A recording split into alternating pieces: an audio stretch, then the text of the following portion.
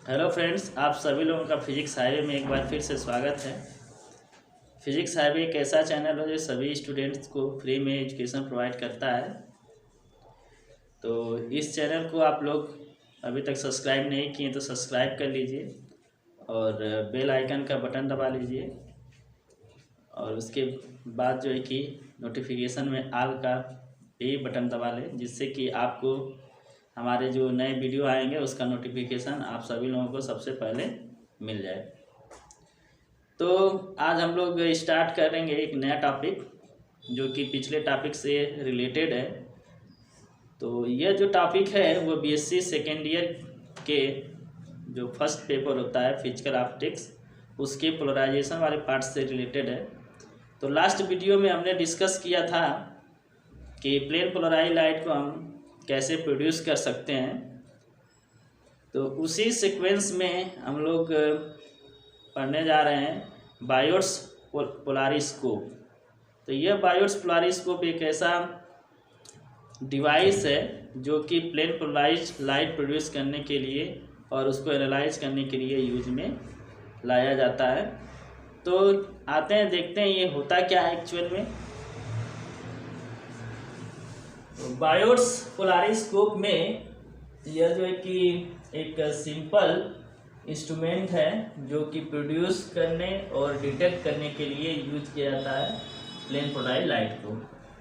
और यह जो प्लेन पोलराइज लाइट जो प्रोड्यूस होता है वो bye reflection. That mean reflection method से हम प्लेन पोलराइज लाइट को कैसे प्रोड्यूस करेंगे और उसको कैसे डिटेक्ट करेंगे, इस पोलारिस्कोप में हम लोग स्टडी करते हैं। तो यह एक इसका रे डायग्राम है जिसमें दो ग्लास प्लेट्स यूज की जाती हैं, M1 glass plate M1 and glass plate M2। यह फर्स्ट सिचुएशन में यह एक दूसरे के पैरेलल रखे जाते हैं M1 एंड M2। और इस जो M1 ग्लास प्लेट है, इस M1 ग्लास प्लेट से जो है कि नॉर्मल से हम जो है कि पोलराइजिंग एंगल पर एक मोनोक्रोमेटिक लाइट सोर्स जो है कि इस पर इंसिडेंट करते हैं और वह जो है कि रिफ्लेक्ट होकर के प्लेट M2 पर जाती है। उसके बाद जो है कि फिर फर्दर जो है कि रिफ्लेक्ट होती है। सेकेंड सिचुएशन में जब हम इस M2 प्लेट को रोटेट करते हैं तो हमें क्या यहाँ पर रिजल्टेंट इंटेंसिटी या लाइट में क्या डिफरेंस आता है वो हम लोग यहाँ पर सेकेंड सिचुएशन में डिस्कस करते हैं। तो आइए अब देखते हैं कि इसमें हम किससे सिस्टमेटिक कैसे लिखेंगे, यदि एग्जाम में पूछा जाता है तो देखते हैं क्या है। इसमें लिखेंगे हम कि it is a simple instrument for producing and detecting plane polarized light by reflection. It consist of two glass plates M1 and M2, जो कि आप देख सकते हैं यहाँ पर M1 है और यहाँ पर M2, which are painted black on their back surfaces to avoid internal reflections and to absorb refracted light। तो यह जो है दो M1 एंड M2 जो है कि दो ग्लास प्लेट यूज करते हैं और इसका जो बैक साइड जो इसको हम ब्लैक पेंट कर देते हैं ब्लैक कलर से, जिससे कि यहाँ से यदि लाइट अंदर रिफ्रेक्ट होती है तो उससे जो है कि मल्टीपल इंटरनल रिफ्लेक्शन ना हो, इसलिए जो है कि इसको पेंटेड कर देते हैं ब्लैक, तो रिफ्लेक्शन नहीं होता है और फिर जो है कि रिफ्रेक्ट भी नहीं होती है, लाइट बाहर भी नहीं आएगी इससे ग्लास प्लेट से। तो इसलिए जो है कि इसको हम ब्लैक पेंट कर देते हैं इसके बैक सरफेस को। अब हम क्या करते हैं उसके बाद, a beam of monochromatic light is incident on M1 along AB के एलॉन्ग जो है कि हम M1 पर एक मोनोक्रोमेटिक लाइट इंसिडेंट करते हैं एट पोलराइजिंग एंगल। किस पर? पोलराइजिंग एंगल पर इसको हम इंसिडेंट करते हैं। तो जैसा हमें पता है कि ग्लास के जो ग्लास स्लाइड होती है उसके लिए जो पोलराइजिंग एंगल होती है वो 57.5 डिग्री होता है। तो इस एंगल पर हम इस पर क्या करते हैं, इंसिडेंट करते हैं एलॉन्ग AB इसके बाद जो है कि यह जो है कि रिफ्लेक्ट होता है, यहाँ से रिफ्लेक्ट होती है लाइट प्लेट M1 से एलांग BC, BC के एलांग जो है कि यह रिफ्लेक्ट होती है। और यहाँ पर जो है कि M1 एंड M2 जो है वो क्या है, पैरेलल है। M1 और M2 क्या दोनों पैरेलल हैं। सो BC is further reflected along CD। तो यह जो BC जो लाइट है यहाँ से रिफ्लेक्ट हो रही है, यहाँ पर M2 पर जा रही है और फिर M2 से यह रिफ्लेक्ट होकर के CD के एलांग यह रिफ्लेक्ट होती है और वी गेट मैक्सिमम इंटेंसिटी। और इस सिचुएशन में मैक्सिमम इंटेंसिटी गेट करते हैं, प्राप्त करते हैं, जो कि फिगर ए में दिखाया गया। तो हमें जो है कि इसके पहले जो हम लोगों ने डिस्कस किया था, ब्रेस्टर्स लॉ में भी डिस्कस किया था और इसके पहले भी पार्ट्स में हमने डिस्कस किया था कि एक पार्टिकुलर एंगल पर जो कि पोलराइजिंग एंगल होता है उस पर यदि हम इंसिडेंट करते हैं क्लोराइड लाइट, तो जो रिफ्लेक्टेड लाइट होती है, रिफ्लेक्ट होती है लाइट, उसमें जो है कि प्लेन ऑफ इंसिडेंट के परपेंडिकुलर डायरेक्शन में वाइब्रेशंस की लाइट जो है कि रिफ्लेक्ट होती है और ये प्लेन पोलराइज लाइट होती है। तो यहाँ पर जो है कि वही कंडीशन है, यहाँ पर रिफ्लेक्ट होने के बाद प्लेन पोलराइज लाइट प्रोड्यूस हो रही है, जिसका जो वाइब्रेशन है लाइट का, वाइब्रेट करने का जो डायरेक्शन है वो प्लेन ऑफ इंसिडेंट के परपेंडिकुलर है। तो यह दोनों जो लाइट मिरर ग्लास लाइट्स हैं M1 and M2 glass plates, यह जो है एक दूसरे के पैरेलल हैं। तो यहाँ पर यह जो बीम है AB, यह जो है कि इस M1 के क्या है, परपेंडिकुलर है और इसके परपेंडिकुलर है। तो यहाँ पर भी जो होगा रिफ्लेक्टेड लाइट वो भी क्या है, इसके परपेंडिकुलर है, इसलिए यहाँ जो है कि ये रिफ्लेक्ट हो रही है फर्दर M2 से। तो हमें एक मैक्सिमम इंटेंसिटी की लाइट मिल रही है।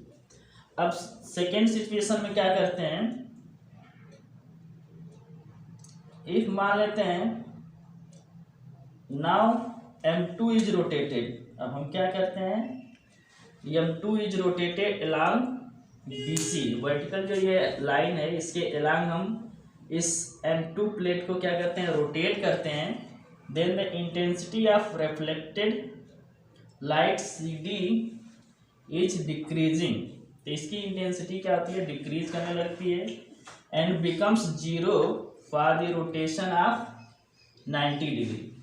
तो M2 जो ग्लास प्लेट है उसको हम जब रोटेट करते हैं पैरेलल सिचुएशन से, M1 M2 पैरेलल होते हैं, इसको जब हम फर्दर रोटेट करते हैं तो इसकी जो मैक्सिमम जो लाइट आ रही थी इंटेंसिटी, उसकी इंटेंसिटी धीरे धीरे क्या होती है, डिक्रीज करने लगती है।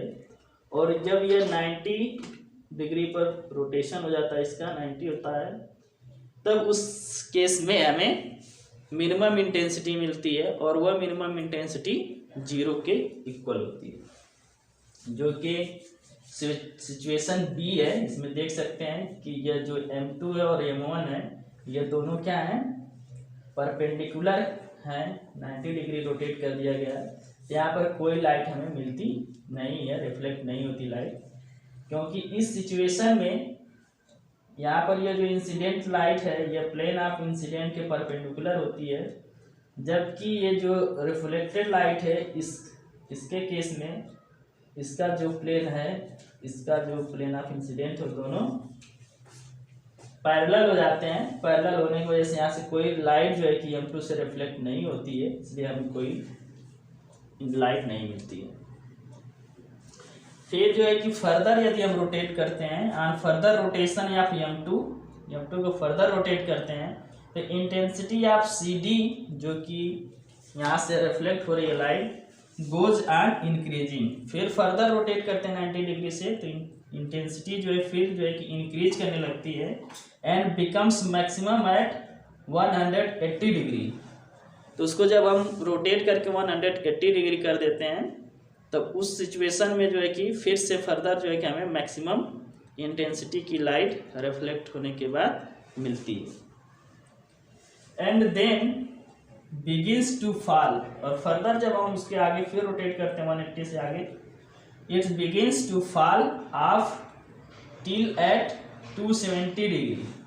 तो फिर जब उसको हम रोटेट करते हैं तो इंटेंसिटी फर्दर जो है कि डिक्रीज करने लगती है, और 270 डिग्री रोटेशन पर इंटेंसिटी जो है कि फर्दर क्या जाती है, जीरो हो जाती है, मिनिमम हो जाती है, and becomes again maximum at 360 degree. और फर्दर जब रोटेट करते हैं तो 360 रोटेशन पर फर्दर जो है कि हमें मैक्सिमम जो है कि इंटेंसिटी मिलती है।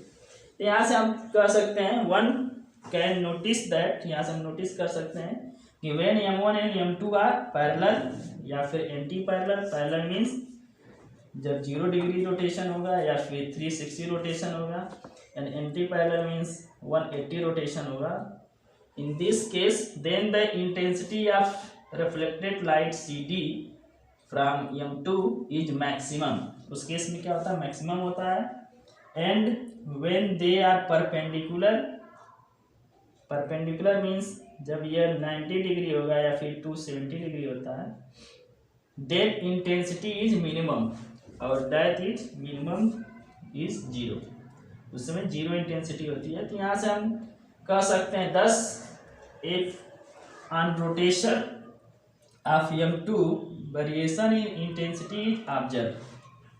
तो यहाँ पर यदि हम m2 को रोटेट करते हैं और हमें इंटेंसिटी में वेरिएशन दिखता है, और वह इंटेंसिटी में जो वेरिएशन है वो क्या है, with intensity minimum which is zero, then the reflected light from m2 must be plane polarized.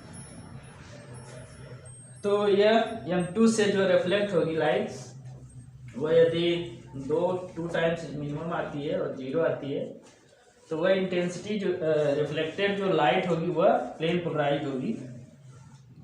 तो यहाँ पर ये 2 ग्लास प्लेट्स यूज कर रहे हैं, M1 और M2।